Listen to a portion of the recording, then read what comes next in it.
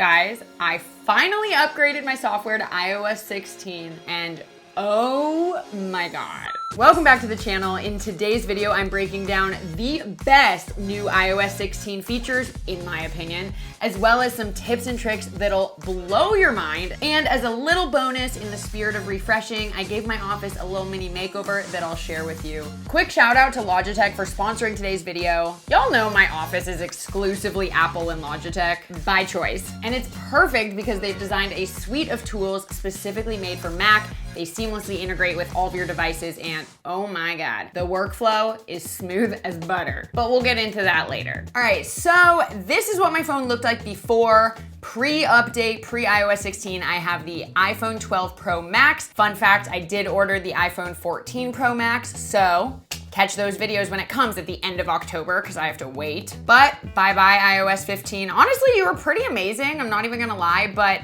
just when you think it can't get any better, it literally does. Look at this, baby. It's just so beautiful. The lock screen, the backgrounds, just can you tell that I like it? Now, I'm gonna say this right now, I am absolutely gonna film more customization videos. I wanna go absolutely ham with the aesthetic layout ideas like I have in the past. So like this video if you're into that because I'm into that.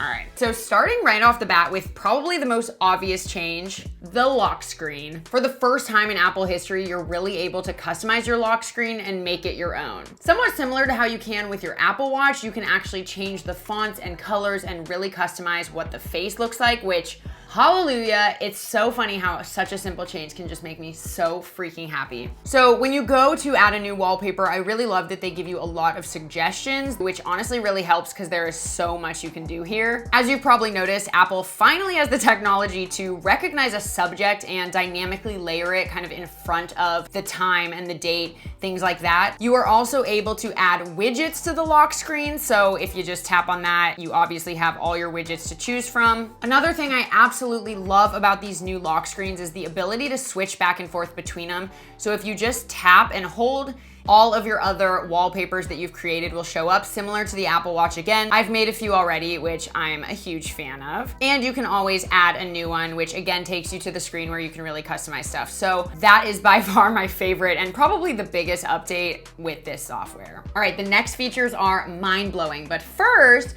while I'm in refresh mode, I just wanna show you my little office makeover because I'm obsessed with it. It's crazy how good your space can feel just from switching up a few little things. You don't even need to spend a ton of money.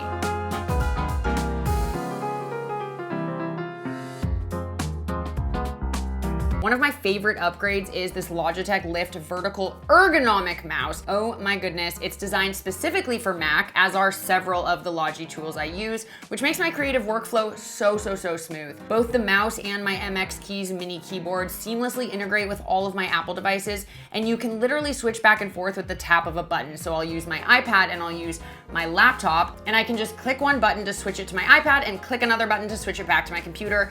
It is that simple. I honestly forgot what it feels like to be frustrated with technology, and that's saying a lot because I've been using Logitech products for so long. And if you think I sacrificed comfort for all of this beauty, think again. The Lift ergonomic mouse was designed for all day comfort. And sometimes I have long editing days, so it really helps me stay comfortable at my desk from morning to night. The Lift has this soft rubberized Zen surface, which is so comfy, and I never realized how much better I'd feel with a more ergonomic shape. And let me tell you, feeling comfortable is the key to feeling more creative. Like, I've actually looked forward to long work days the past few weeks because of how comfy and cozy my setup is now. So I can focus less on the fact that I'm turning 30 and my bones are creaking everywhere that I go, and more on what really matters: making creative magic. So if you're a Mac user, check out Logitech's suite of tools designed specifically for Mac. I'll leave a link to the Lift ergonomic mouse and the MX Keys mini down below, as well as the other products that I have and love. I seriously cannot say enough good things about these products, you guys, so check them out.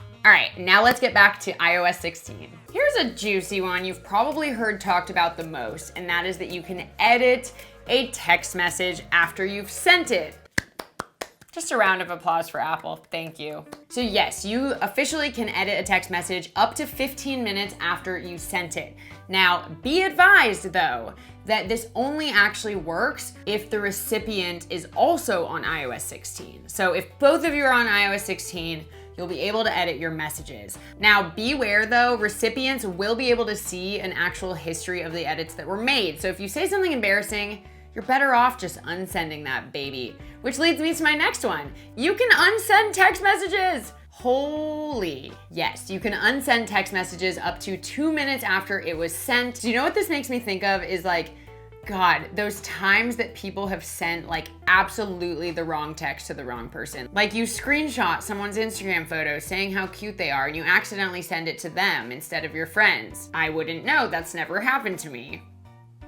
But now we can just avoid that altogether. I feel like less lives will be ruined, all thanks to this feature. So those are cool and all, but the feature that I am the most excited about when it comes to iMessage is the fact that you can mark a text as unread. I am notorious for having like 70 unread texts at one time on my phone. If I'm busy, I don't want to open it because I'll forget to reply later. So I simply don't open it. And then it just piles up and I forget about the ones from before. So if I could just read the message so I know what I'm dealing with and then mark it as unread so I can deal with it later, that would be awesome. So I'm very thankful for this feature. I feel like my prayers have been answered. Thank you, Apple. This is great. The next feature is so nice for any artists or content creators out there who work with photos a lot, and that is that you can actually isolate a subject and remove the background from any photo on your camera roll. It's pretty revolutionary. All you do for this one is just open up any photo, tap and hold on the item, and then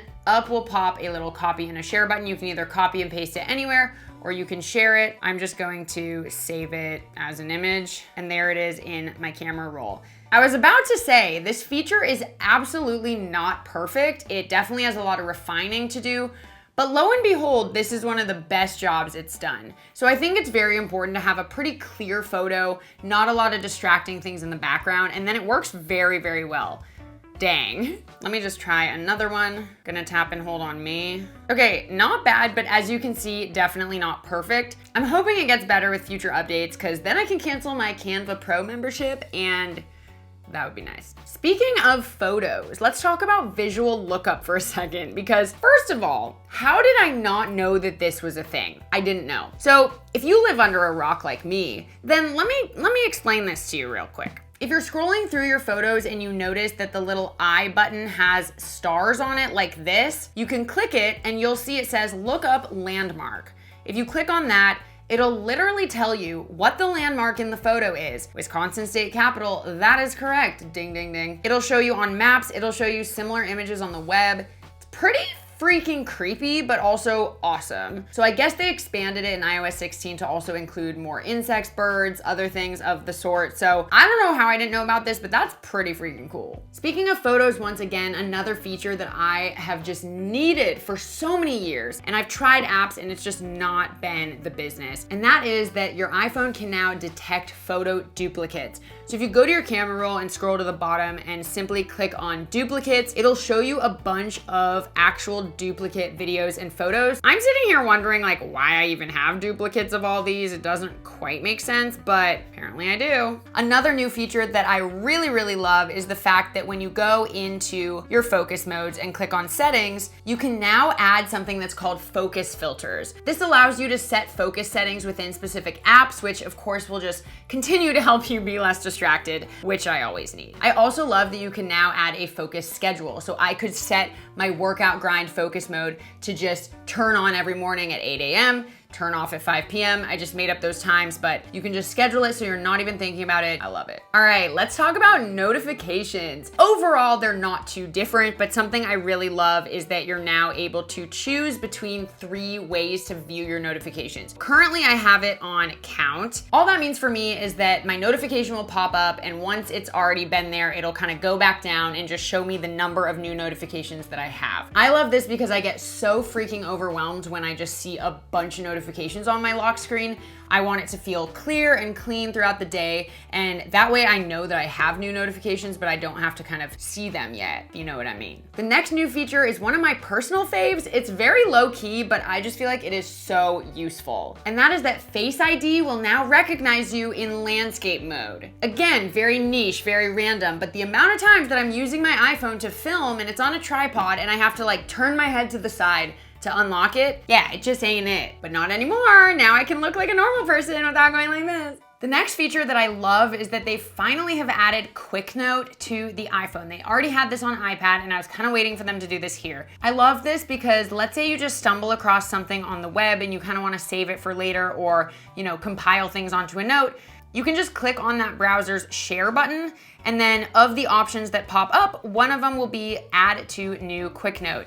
If you go ahead and do that, you'll notice the link and you can write whatever you want.